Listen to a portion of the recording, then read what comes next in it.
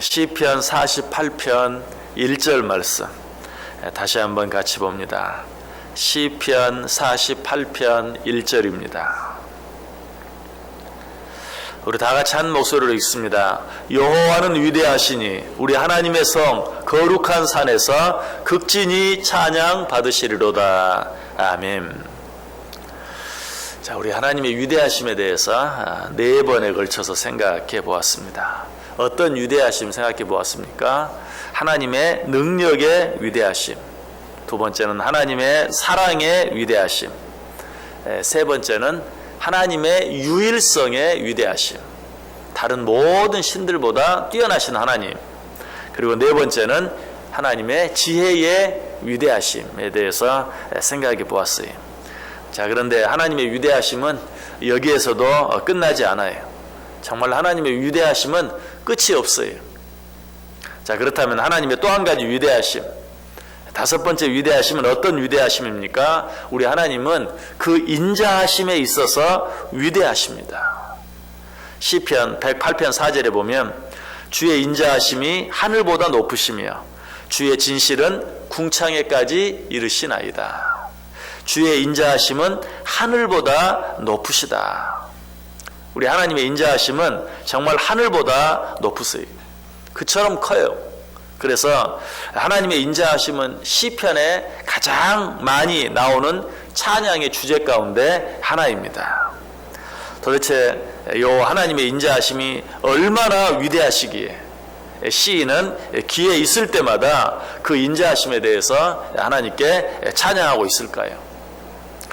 이 사실에 대한 가장 확실한 설명이 시편 63편에 있어요. 시편 63편 3절 보시면 주의 인자하심이 생명보다 나음으로, 여러분 너무 익숙한 그런 말씀이죠. 왜?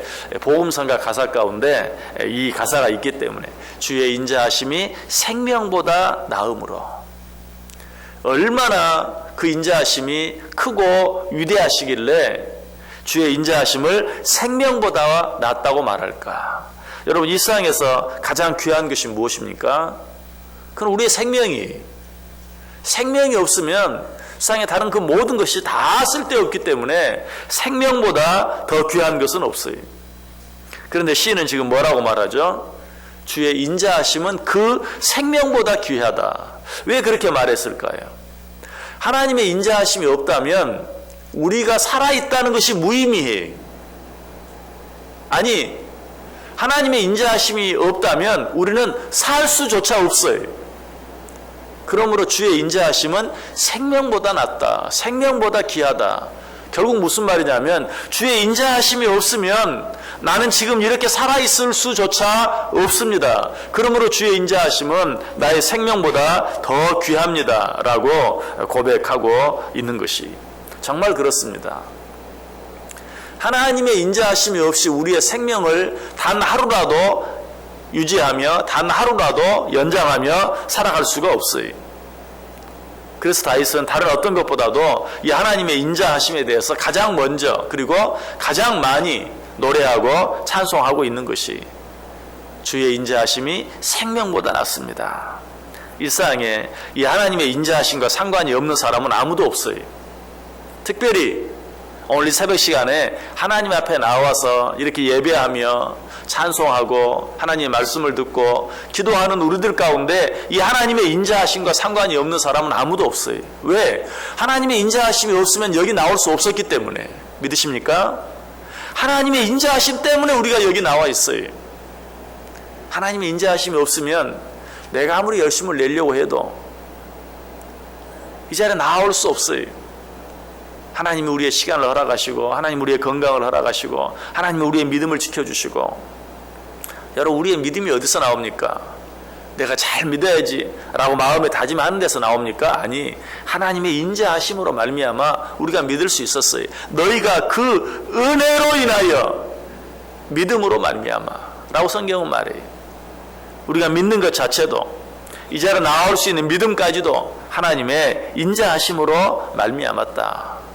우리뿐만이 아니 성경에 나타난 모든 위대한 믿음의 사람들, 또 우리 기독교 역사상에 나타난 위대한 믿음의 선배들 다 자기 자신의 잘남으로 인하여 그들이 그처럼 위대한 믿음의 사람들이 될 수 있었던 것이 아니라 다 하나님의 인자하심 때문이었어요.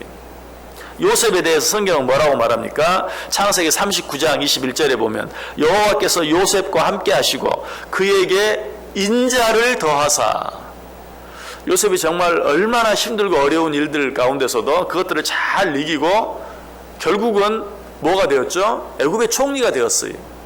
그런데 성경은 그 과정마다 하나님께서 요셉에게 인자를 더하사 전옥에게 사랑을 받게 하시고 또 가정 총무를 맡게 되고 하는 그런 모든 일들이 다 하나님의 인자하심, 하나님께서 그에게 인자를 더하셨기 때문에 그 어려운 일들을 견딜 수 있었고 그 어려운 일들을 바탕으로 결국은 애굽의 총리까지 되었고 결국은 그로 인해서 자기의 민족과 나라를 구원해 낼 수 있게 되었다. 그 모든 것이 결국은 무엇으로 말미암아? 요 하나님의 인자하심으로 말미암아. 그래서 예레미야 선지자는 이 사실을 깨닫고 뭐라고 고백합니까? 예레미야 애가 3장 22절에서 여호와의 인자와 긍휼이 무궁하심으로 우리가 진멸되지 아니함이니이다. 이 말을 쉽게 이야기하면 여호와의 자비와 긍휼이 무궁하심으로 우리가 오늘도 죽지 않고 이렇게 살아있나이다. 오늘도 죽지 않고 살아있을 뿐만 아니라 이렇게 주님 앞에 나와서 또 한 번 하나님께 예배하고 있나이다. 이 모든 것이 다 주의 인자하심이 무궁하시기 때문에 가능한 것입니다. 라고 고백하고 있는 것이, 우리가 새벽에 나올 때마다 정말 하나님의 인자하심으로 말미암아 내가 또 한 번 새벽을 깨우고 이렇게 주의 전에 나올 수 있습니다. 라고 인정하고 고백할 수만 있다면 정말 우리에게 주어지는 그 은혜는 정말 크고 놀라울 거예요. 어쩌면 이 사실을 진정으로 우리가 인정하고 깨닫고 고백할 수만 있다면 어쩌면 하나님, 나는 아무것도 더 이상 바라지 않습니다. 나는 이것으로 만족합니다. 하나님이 내게 주신 이것만으로도 그 축복이 너무 큽니다. 라고 고백할 수 있어요. 그리고 이 하루 정말 어떤 일들 속에서든지 기뻐하며 감사하며 살아갈 수 있어요. 나의 나됨은 결국 하나님의 인자하심 때문이다. 자, 우리가 잘못하면 하나님 어떻게 하십니까? 우리를 책망하십니다. 그런데 여러분 기억하세요. 하나님은 우리를 책망하실 때도 당신의 인자하심을 가지고 책망해요. 만약 그렇지 않으면 아까도 말씀드렸던 것처럼 우리 가운데 살아남을 수 있는 자가 없어요. 성경의 표현을 빌리면 우리 죄대로 우리 죄의 크기만큼 하나님 우리를 벌하시고 책망하신다면 살아남을 자가 없어요. 하나님 우리를 책망하세요. 그러나 그 책망하심 속에도 하나님의 인자하심, 하나님은 우리를 책망하실 때도 당신의 인자하심으로 우리를 책망해요. 여러분, 우리는 이 사실을 절대 부인하면 안 돼요. 왜? 우리는 육신의 부모로서도 우리 자녀들을 그렇게 대하거든요. 자녀들이 잘못하면 책망하죠.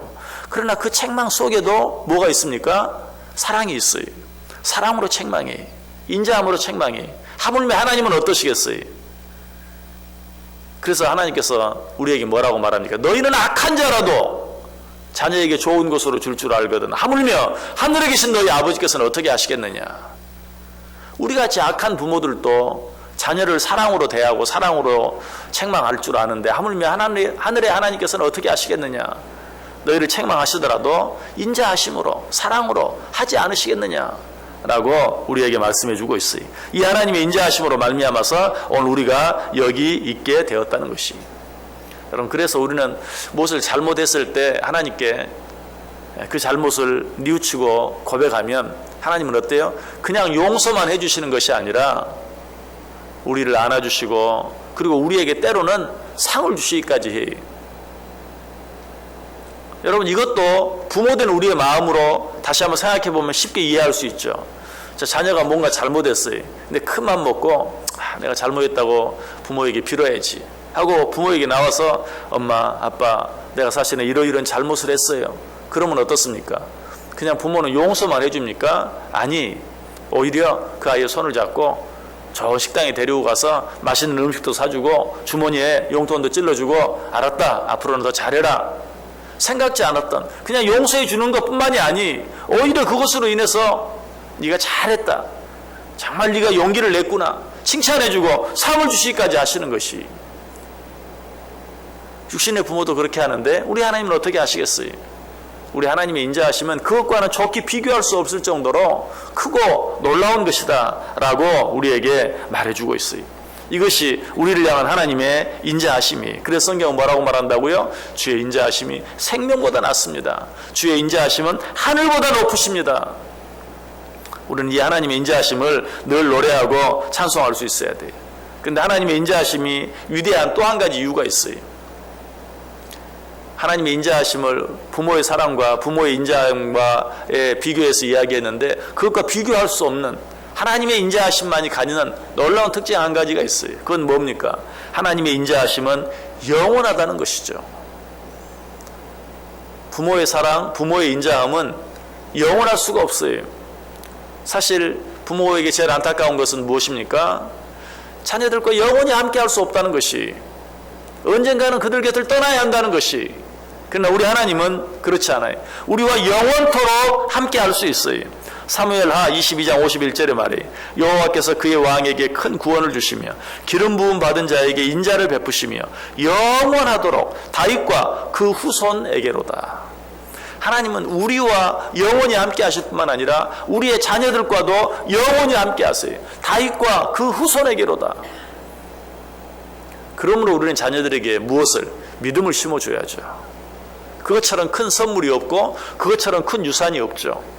우리는 아무리 자녀를 사랑해도 우리가 이 세상 살아있을 때 것뿐만이, 또 뭐 우리가 이 세상 살아있는 동안 우리가 끝까지 자녀들에게 유익을 주고 도움을 주며 살아갈 수 있습니까? 아니, 말년에는 우리가 도움을 받아야 돼. 어찌할 수 없이 자녀들에게 짐이 되는 또 그런 삶을 살아야 돼. 그러나 우리 하나님은 그렇지 않다는 것이, 영원히 나와 함께 하실 뿐만 아니라 영원히 나의 후손들과도 함께 하신다. 그러므로 우리 자녀들에게 무엇보다도 믿음의 유산을, 믿음의 선물을 남겨주고 또 줄 수 있어야 된다라는 것이, 이처럼 하나님의 인자하심은 어때요? 클 뿐만 아니라 영원히. 그러므로 우리는 이 하나님의 인자하심을 노래하고 찬송해야 된다. 그 하나님의 인자하심이 얼마나 크고 얼마나 위대하신가 하는 것을 생각하면서 우리는 늘 그 인자하심에 감사하며 살아야 돼요. 오늘 하루 살아갈 때도 이 하나님의 인자하심에 감사하며 살아보세요. 적어도 이 하나님의 인자하심이 내가 내 자녀를 향한 그 인자함보다 훨씬 더 크고, 그 인자하심은 영원한 것이라는 사실을 생각하면서 아무것도 두려워하지 마시고, 오늘 하루 혹 어떤 불평거리가 있습니까? 염려거리가 있습니까? 그 하나님의 인자하심을 생각하면서 불평할 것이 아니라, 염려할 것이 아니라 감사해 보세요. 그리고 찬송해 보세요. 그렇게 살아갈 때 정말 나를 향한 하나님의 인자하심이 얼마나 크고 얼마나 놀라운 것인지, 얼마나 위대한 것인지 또 한번 느끼게 되고 깨닫게 될 줄 믿습니다. 이 하나님의 위대한 인자하심으로 오늘 하루도 승리하며 살아갈 수 있는, 기쁘게 살아갈 수 있는, 감사하며 살아갈 수 있는 저 여러분 꼭 될 수 있기를 주님의 이름으로 간절히 축원합니다.